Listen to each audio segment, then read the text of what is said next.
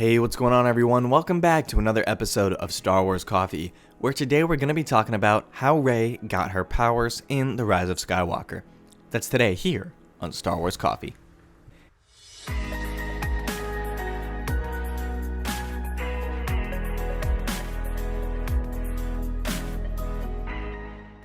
Thank you to all of the returning subscribers, but if you're new to the channel and you are just finding me for the first time, be sure to hit that subscribe button, hit that like button on this video and any other video from the channel that you check out.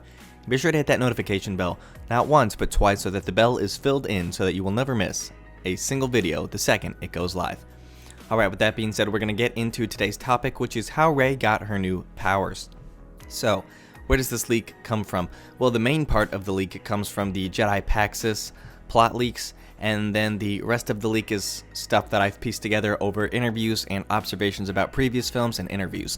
Alright, so let's get into the Jedi Paxis leak. So that'll be the first portion of this. So we'll do a spoiler warning, just because there is just a little bit of the description from the plot leak in here. So for anybody who doesn't want to know anything more about The Rise of Skywalker, consider this your spoiler warning. Alright, with that being said, Act 1. During Act 1 of The Rise of Skywalker, we are told this from Jedi Paxis.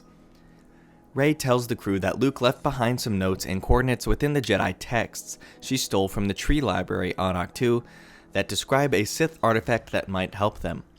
One of the sources says that they go to Pasaana to seek out a hermit that Luke knew. That hermit is obviously Lando, as we find out later.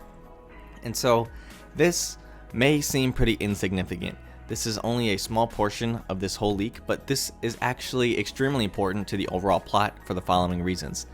The Last Jedi introduced these texts, and when they did that, when Rian made that decision to introduce these texts in this Force Tree library, we have Luke saying that this is the last of the Jedi text. This is the last, other than him, of his life, essentially. And so Rey takes them, and she swipes them without Luke's knowledge before she leaves Ahch-To for the last time.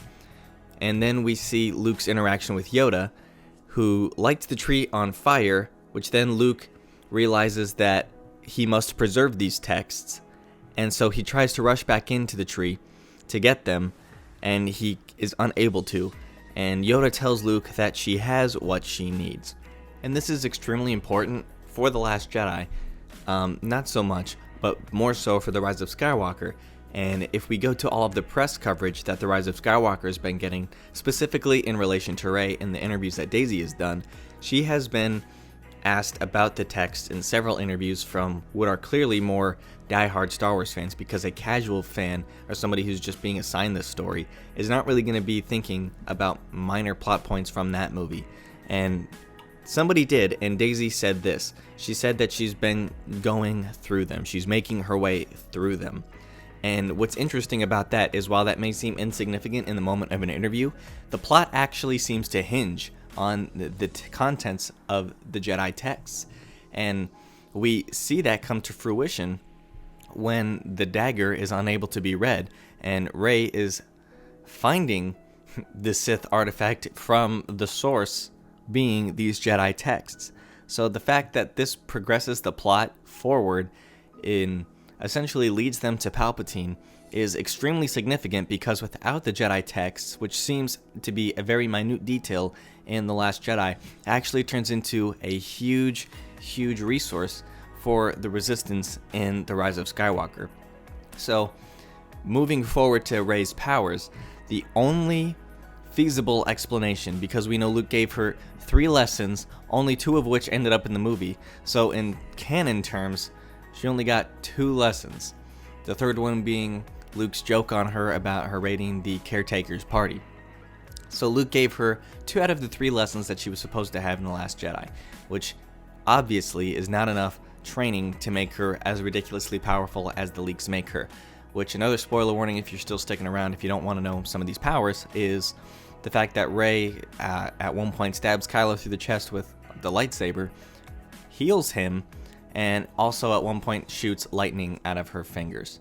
So the only possible explanation for Rey's powers without being trained by Luke, because let's be honest, Leia's not much of a Jedi, and the only reason we know she's Force sensitive is because George Lucas told us, and there's been minor hints in the movies, and other than the fact that she was able to not die in The Last Jedi, it tells us that. But clearly she's not much of a Jedi teacher. She's not one who trains somebody like Obi-Wan trained Anakin or Yoda trained Luke.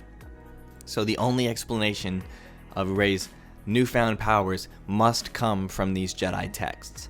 That is the only way that it would make sense that the actors in that JJ can get by and have any ground to stand on, and in one sense have the high ground, and actually make that make sense for how Rey is able to be so powerful, is because she must be studying through these books well.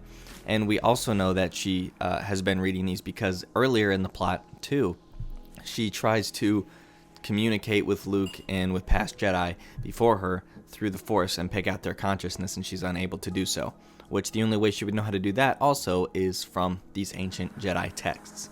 Alright, that wraps things up for my thoughts here on Rey's new powers and from the leak and all of the observations and sources that I've gathered here. Let me know what you guys think about this in the comment section down below. Thank you guys for watching, God bless, and may the Force be with you.